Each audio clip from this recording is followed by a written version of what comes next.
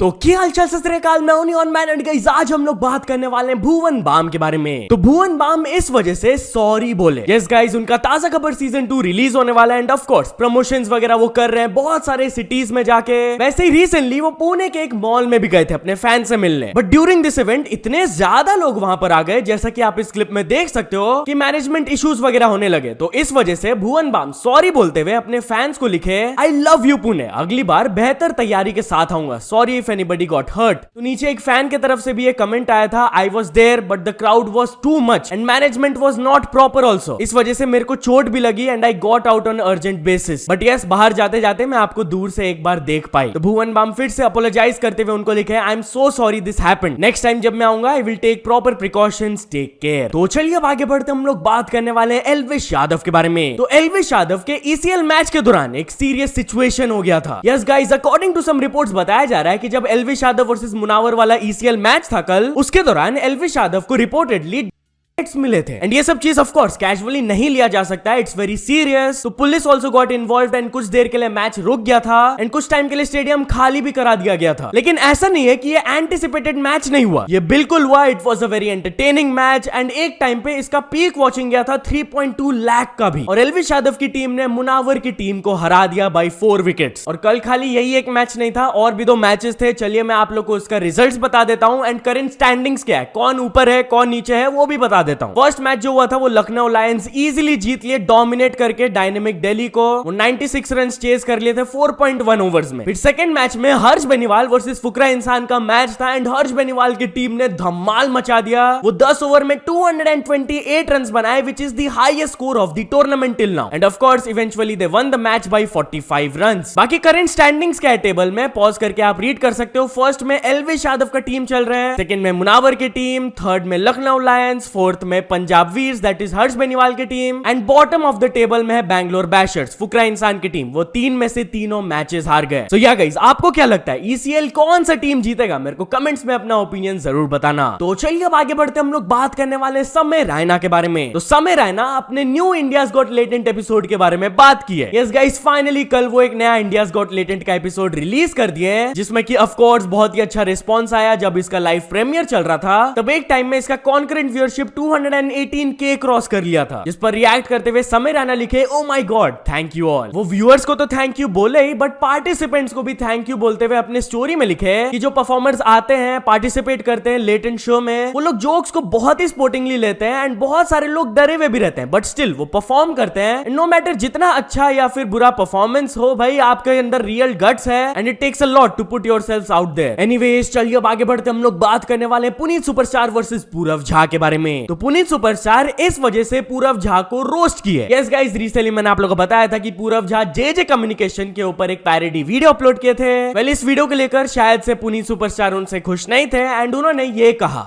अबे ओ छपरी पूरव झा, कर दी ना वाली बात बेटा। मैं जब तक तू लोगों को ट्रोल कर करके अपने खुद के तू फॉलोवर बढ़ाता था, तू कभी कहता है एजाज खान जो है पागल हो गया है, कभी तू कहता है वो अपने फॉलोवर बढ़ाने के लिए कर रहा है, फिर तूने जो है जे वाले मनीष जैन को रोस्ट मारा। तू उसके तरह पेट निकाल के घूम रहा है, उसकी तरह चेन पहनकर घूम रहा है और अपनी वीडियो में ये बोल रहा है ये सब ड्रामा फॉलोवर के लिए कर रहा है। बेटा, जितने पैसे तू महीने में कमाता है ना, उससे 4 गुना पैसे ये महीने में गरीबों का पेट पालता है, और तू जे वाले को गरीब बोल रहा है। कितने घर के चूल्हे जलते हैं जे वाले की तरफ से, समझ गया मेरी बात को? और तू जो ये ड्रामा कर रहा है ना अपनी वीडियो में लोगों की नकल उतार के, तू क्या साले या कीर्तन कर रहा है? तू भी तो लोगों के नाम से फेम खा रहा है, तू भी तो लोगों के नाम से उठाकर वीडियो बनाकर जो है अपने फॉलोवर बढ़ा रहा है। कभी एजाज खान को ट्रोल करता है, कभी मनीष को ट्रोल करता है, कभी डोली चाय वाले को ट्रोल करता है। तू क्या कर रहा है यहाँ पर? अब की बार किसी ऐसे इन्फ्लुएंसर का मजाक उड़ाया ना तूने, जो लोगों को सोशल मीडिया पे गरीबों की हेल्प करता है, फिर देख तू। तो चलिए अब आगे बढ़ते हम लोग बात करने वाले हैं बादशाह के बारे में। तो बादशाह एक कमेंट के ऊपर एंग्री रिप्लाई दिए। यस गाइस, कल नॉर्मली बादशाह एक शायरी करते हुए ऐसी एक ट्वीट किए थे, याद नहीं आती होगी शर्म तो आती होगी, झूठी ही सही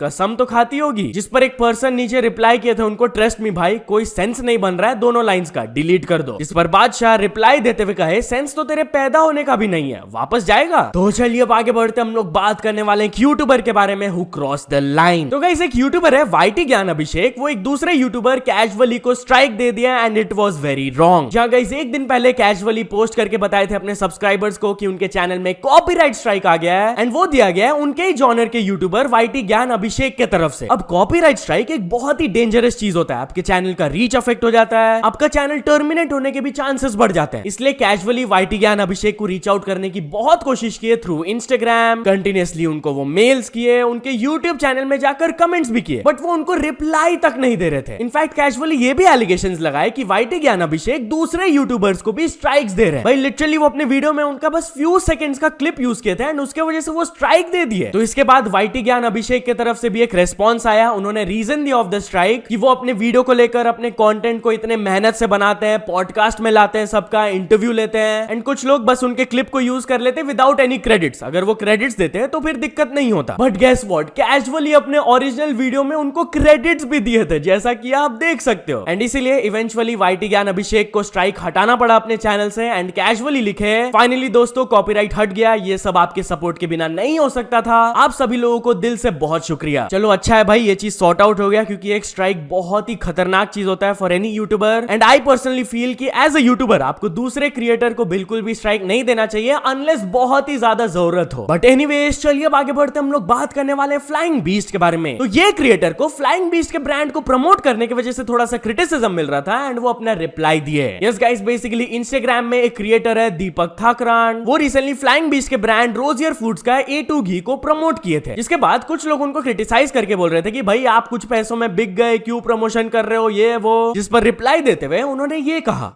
भाई फ्लाइंग बीस्ट यानी गौरव तनेजा जी ने आपको कितने में खरीदा? ये कमेंट आया है क्योंकि मैंने रोजियर घी को प्रमोट किया है। देखो सिर्फ पैसे की बात है ना, तो ये देखो अन्वेषण घी का ऑफर, टू ब्रदर्स घी का ऑफर और ऐसी बहुत सारी ब्रांड्स है जो ज्यादा पैसे भी दे रही थी, बट मैंने रोजियर घी को इसलिए चुना क्योंकि 1 साल से ज्यादा हो गया इनके साथ काम करते हुए, और अभी 2 महीने पहले ही मैंने इनका 5 लीटर घी भी मंगवाया था, और मैं खुद भी और अपनी फैमिली को भी और अपने क्लोज वन को यही खाने को बोलता हूँ। यार पैसा होते हुए लोग तंबाकू के लिए बिक रहे हैं, चॉकलेट, बिस्किट, कोल्ड ड्रिंक ये सब प्रमोट कर रहे हैं। मैं तो आपको बस शुद्ध देसी गाय का घी खाने को बोल रहा हूँ, चाहे आप इनका लो या किसी भी ब्रांड का लो। एंड फ्लाइंग बीस्ट भी उनके वीडियो को रिपोस्ट करते हुए लिखे, फन फैक्ट, हम लोग ने इनको सिर्फ 1 लीटर घी दिया था फॉर शूटिंग कंटेंट, बट उनको ये घी जेन्युइनली इतना अच्छा लगा कि वो खुद के पैसों से 5 लीटर घी फिर ऑर्डर किए। तो चलिए अब आगे बढ़ते हम लोग बात करने वाले मोहम्मद शामी के बारे में। तो इंडियन क्रिकेटर मोहम्मद शामी के साथ ये एक बहुत ही एम्बैरेसिंग मोमेंट हुआ। यस गाइस, रिसेंटली उनको फेलिसिटेट करने के लिए, अवार्ड देने के लिए एक सेरेमनी में बुलाया गया था, बट ये सेरेमनी के दौरान आप बैकग्राउंड में देख सकते हो यार, जब उनको अवार्ड मिल रहा था उनका नाम लिखा हुआ था मोहम्मद शामित और नीचे लिखा हुआ था कि 2024 वर्ल्ड कप में वो बहुत अच्छा परफॉर्म किए थे। भाई ना ही उनका नाम शामित है और ना ही वो 2024 वर्ल्ड कप में खेले थे, वो 2023 वर्ल्ड कप में खेले थे। तो वही ऑर्गेनाइजर्स को क्रिटिसाइज किया जा रहा है कि भाई अपना बेसिक रिसर्च तो कर लिया करो यार, this is very disrespectful to him. But anyways चलिए अब आगे बढ़ते हम लोग बात करने वाले नीरज चोपड़ा के बारे में। तो नीरज चोपड़ा अपने से रिलेटेड एक शॉकिंग रिवील किए। जहां guys recently Diamond League tournament में नीरज चोपड़ा सेकंड आए थे एंड गेस व्हाट, वो फर्स्ट प्लेस को मिस आउट किए थे just by 1 centimetre. As you can see first जो आए थे एंडरसन पीटर्स, वो 87.87 मीटर्स का थ्रो किए थे एंड नीरज चोपड़ा उनसे बस 1 सेंटीमीटर पीछे फेंके थे, जिसके वजह से उनको सेकंड स्पॉट मिला। बट क्या आप लोगों को पता है कि इस लीग के दौरान वो इंजर्ड थे? यस, वो खुद रिवील करके बताया कि मंडे को प्रैक्टिस सेशन के दौरान वो खुद को इंजर्ड कर लिए थे एंड जब उनका एक्सरेज हुआ था देन इट शोड कि उनके लेफ्ट हैंड में सीरियस इंजरीज आ गए थे, जैसा कि आप देख सकते हो। बट स्टिल उन्होंने डिसाइड किया कि वो ये लीग में पार्टिसिपेट करेंगे क्योंकि ये उनके सीजन का फाइनल लीग था। ऑफ कोर्स वो फुल्ली खुश नहीं थे अपने परफॉर्मेंस से, बट ही फील्स कि वो बहुत कुछ सीखे इस सीजन में and now he is determined to return fully fit and ready to go. भाई लिटरली यार नीरज चोपड़ा हमारा दिल जीतते ही रहते हैं हमेशा। बट यार चलिए अब आगे बढ़ते हम लोग बात करने वाले हेरा फेरी 3 मूवी अपडेट के बारे में। तो गाइस हेरा फेरी 3 मूवी को क्या हुआ, उससे रिलेटेड क्या अपडेट्स है? वेल गाइस, आप लोगों को याद होगा लास्ट ईयर ये वाला फोटो बहुत ज्यादा वायरल जा रहा था, जहां पर बताया जा रहा था कि फाइनली हेरा फेरी 3 मूवी पर काम स्टार्ट हो गया, बट उसके बाद कुछ अपडेट्स ही नहीं है। वेल रिसेंटली एक डायरेक्टर है राज शांडलिया, उनसे एक इंटरव्यू के दौरान पूछा गया था जब कि क्या आप हेरा फेरी 3 को डायरेक्ट करने वाले हो, तब वो जवाब दिए कि हेरा फेरी 3 मूवी के प्रोड्यूसर्स मेरे को कॉल तो किए थे कि आप डायरेक्टर बन जाओ, लेकिन मुझे कहानी ही समझ में नहीं आई। आई फेल्ट कि अगर फैंस इतने साल वेट किए फॉर पार्ट 3 तो कुछ साल के लिए और वो वेट कर सकते हैं। बट नॉट ओनली दिस, उसके बाद अक्षय कुमार, परेश रावल एंड सुनील शेट्टी भी उनको पर्सनली कॉल करके रिक्वेस्ट किए थे to direct the film, but मैंने उनको बोला कि दिस इज हेरा फेरी 3, मैं इस फिल्म को तब तक नहीं छूंगा until until and unless we get something brilliant in terms of concept and script. I guess अभी के लिए film is stuck now, but if things fall into place, I'd love to make it. तो चलिए अब आगे बढ़ते हम लोग बात करने वाले सिंघम अगेन वर्सेस भूल भुलैया 3 के क्लैश के बारे में। तो भूल भुलैया 3 के डायरेक्टर सिंघम अगेन के साथ क्लैश के बारे में बात की है। Yes guys, if you don't know, तो इस दिवाली में ये दोनों मूवीज का अपेरेंटली क्लैश होने वाला है बहुत बड़ा। तो जब भूल भुलैया 3 के डायरेक्टर से पूछा गया कि आप अजय देवगन से जाकर बात क्यों नहीं करते हो इस क्लैश के बारे में, तब उन्होंने रिप्लाई दिया कि मैं उनसे जाकर क्यों बात करूं, ये एक बिजनेस डिसीजन है between producers and I am just the director. Singham again की टीम इंसिस्ट कर रही है on a Diwali release, but clashes are never a good idea. And हम लोग तो भूल भुलैया 3 के मूवी के रिलीज डेट को 1 साल पहले ही एडवांस में ही अनाउंस कर दिए थे, बट अब हम लोग क्या कर सकते हैं सिचुएशन में। एनीवेज चलिए अब आगे बढ़ते हम लोग बात करने वाले एक स्कूल के शॉकिंग वीडियो के बारे में। तो गाइस यूपी के एक प्राइमरी स्कूल से ये वाला वीडियो वायरल जा रहा है, जहां पर आप लोग देख सकते हो कि बच्चे लिटरली क्लासरूम के अंदर अम्ब्रेला के नीचे बैठे हुए हैं क्योंकि रूफ से नीचे पानी लीक हो रहा है। अब लोग पॉइंट आउट करके बोल रहे हैं यार कि ये बहुत ही अनसेफ कंडीशंस है, कुछ भी शॉर्ट सर्किट वगैरह हुआ तो स्टूडेंट्स एंड स्कूल के स्टाफ को हार्म पहुंच सकता है। सो यहाँ तो चलिए अब कुछ अचीवमेंट्स के बारे में बात करते हैं। तो first of all 2B entertains ने कंप्लीट कर चुके हैं 100 के सब्सक्राइबर्स एंड BB गेमिंग ने कंप्लीट कर चुके हैं 1 million subscribers. So many many congratulations to both of them. तो चलिए अब कुछ इंटरनेशनल स्टोरीज के बारे में बात करते हैं। तो फर्स्ट ऑफ ऑल हम लोग बात करने वाले स्पीड के बारे में। तो स्पीड को वियतनाम में एक पर्सन ने अपेरेंटली स्कैम कर दिया था, जिसकी वजह से पुलिस उनके खिलाफ एक्शन लिए। यस गाइस, रिसेंटली स्पीड जब वियतनाम गए थे तो स्ट्रीम के दौरान वो कुछ पर्सन से हायर किए थे इलेक्ट्रॉनिक स्कूटी को चलाने के लिए, बट अपेरेंटली वो रेंटल स्कूटी के ऑपरेटर्स जब नोटिस किए कि ये फेमस पर्सन है, स्पीड है, तब वो उनसे ओवरचार्ज कर लिए थे एंड इसका क्लिप भी बना। तो जैसे ये वायरल गया, पुलिस इन वियतनाम एक्शन लिया उनके खिलाफ एंड उन्होंने इंस्ट्रक्ट किया उन ऑपरेटर्स को कि स्पीड को वापस रिफंड दो पैसे। तो चलिए फाइनल स्टोरी के बारे में बात करते हैं। हम लोग बात करने वाले हैं Donald Trump versus Taylor Swift के बारे में। तो डोनाल्ड ट्रंप पब्लिकली ट्वीट कर दिया कि he hates Taylor Swift. Yes guys, recently Taylor Swift अपने इंस्टाग्राम में पब्लिकली ये चीज अनाउंस करके बोली थी कि she will be voting for Kamala Harris and वो डोनाल्ड ट्रंप के लिए वोट नहीं करेगी, वो फुल्ली एंडोर्स करती है कमला हैरिस को। तो जैसे ये पोस्ट डोनाल्ड ट्रंप तक पहुंचा, he was not happy about it and वो पब्लिकली ये चीज पोस्ट करके लिखे आई हेट टेलर स्विफ्ट। सो या तो चल दोस्तों, आज के वीडियो के लिए बस इतना ही। अगर आपको ये वीडियो थोड़ा सा भी पसंद आया हो तो लाइक कर देना, चैनल को अभी तक सब्सक्राइब नहीं किए हो तो जल्दी से जल्दी सब्सक्राइब भी कर लेना।